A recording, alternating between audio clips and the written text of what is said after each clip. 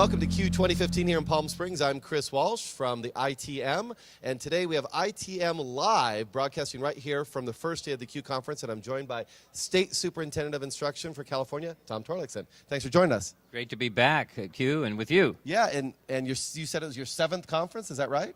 Yes, and each one continues to be more inspiring, teachers that are incredible, and kids that are just doing marvelous things. Yeah, absolutely. So we're glad you joined us, and there's probably a lot to talk about, but I think probably one thing maybe where we should start is the role of technology in our state is quickly changing thanks to the Common Core. Tell us a little bit about how all the technology is being rolled out and the tests are being rolled out here in the state now. Well, part of the Common Core, which I now call really basically the new rigorous state standards. There are California standards. Absolutely. So it's English and language arts, and it's math, and it's now science standards are coming on. Mm-hmm. So basically, we're using education technology more than ever. And this is for the day-to-day learning. So during the year, instead of taking one big old assessment and test at the end, and everybody's really nervous, during the year, there are interim assessments, and teachers get information about how their students are doing and where they may need help and where the instruction... So it's formative, much more than summative. Yeah, it's formative. And then the results are there faster. And on a day-to-day basis, the kind of magical, engaging curriculum you can get over an internet connecting device and through the internet is just marvelous for our kids. Now, so that's on the day-to-day side. Obviously, we have the summative side as well that leads up to, and we're in last year was sort of a test year, right, for those summative tests? Yeah, we decided to sort of take a stand against what the U.S. Department of Education wanted. They wanted us to take the old tests. We said, no, we want all of our students to try the new test, so we stopped taking the old tests, took the money from the STAR test that would have been spent, and invested in having 2 million people in California, 2 million students getting into the new type of assessment and testing. So what do we learn in that process? That's a lot of people taking the test for the first time, and I know there was a lot of relief in the state amongst teachers that it was not going to really count, right, in many ways. And so I think that was a smart move. But what did we learn from that will impact how we do this in the future? Well, first we saw where there were some technological gaps, some glitches. We worked on that, and basically we worked together, the teachers in the classrooms, the principals, superintendents, and I led a charge to get some money. We got $1.25 billion for the Common Core implementation. So it was professional development, it was internet connecting device and bandwidth, and it's also curricular materials.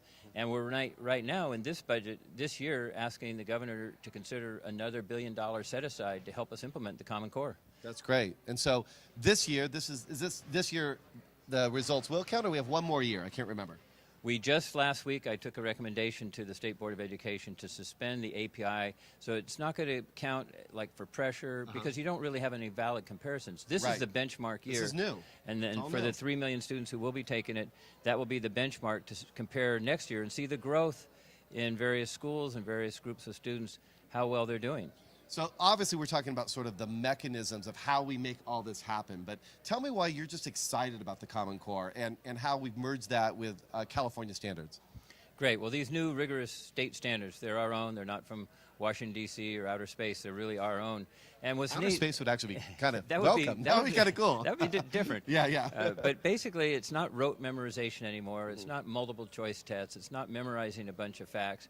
It is critical thinking. It's problem solving. Also teamwork and good writing skills and building evidence around your theory, your hypothesis, building evidence for an argument you may have, whether it's in math or language arts, whether it's in social studies or whether it's in any topic. It's logical thinking, scientific type of thinking. Right, which is what we all say we value, and now we actually have ways to measure that. And businesses and our colleges are looking for students who have those capabilities. And it's an exciting time of change in that respect. Yeah, absolutely. Now, there's obviously a lot of other things going on in the state.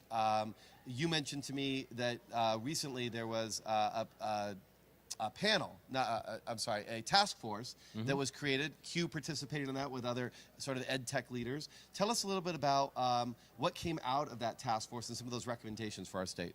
Great. Well, we created right away when I took office a task force on education technology. They did a wonderful report that just came out about 1.5 years ago, and it's called Empowering learning, which Perfect is for Q. very similar to Q's Yes. direction. Powerful learning at Q. Powerful learning, yes. And so we said, let's invest more. I had a goal of getting one-to-one computing capacity. We called our initiative No Child Left Offline. So we worked on that, and we got not only the $1 billion from the state budget, another $100 million has been dedicated in the state budget for the last mile and the middle mile, sort of getting the infrastructure squared away. And then we also had a recommendation to get a senior level position in my department who will coordinate technology issues. And so we've had that person. That person just left, so we're looking for a replacement technology specialist for our schools. And we're also looking at how we can gather best practices on the best lesson plans and the best approaches to doing digital learning and instilling digital literacy in all of our students. That's great. And obviously, I mean, we live in a state that is really leading the way with technology, right? The whole world looks to us in Silicon Valley and LA, everywhere, to lead the way. What do you think is the potential that we haven't yet reached for technology? Well, frankly, even though we are the creation location for most of the incredible equipment and software that's out there, California is behind a lot of the rest of the nation because we haven't invested as much as we should in our schools. So I'm really fighting for renewal of Prop 30. We need a school bond, a statewide school bond that will have a technology piece to it and also have a STEM piece to it and a career technical education piece to it.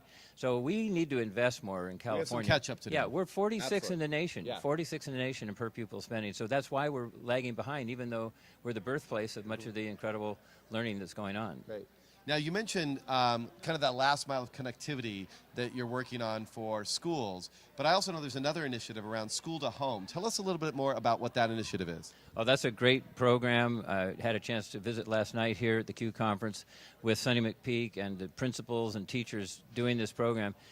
Basically, it is how to help the students learn extended learning at home and training their parents on how to navigate the internet and use it, how to train the parents and students to have really productive after-school learning, extended learning. And playing Minecraft. Yeah, there you go. There you go, right there. But you could be having students work on research together. Yeah. They can be on a common Google Doc, building more data, more information for their team report.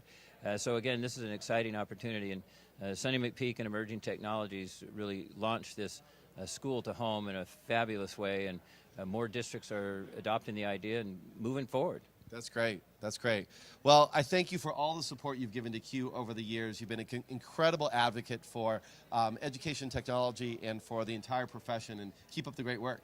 Empowering learning. Absolutely. Thanks for joining us. Thank you, Chris. All right. I'm Chris Walsh. For everyone here at Q, thanks for joining us. We'll see you next time. Looking for more great ideas? Check out infiniteThinking.org to catch all previous episodes, as well as links to everything featured in this show. And if you've got mad love for the ITM, be sure to subscribe to our YouTube channel and follow us on Twitter and Facebook. And remember, you are the Infinite Thinking Machine.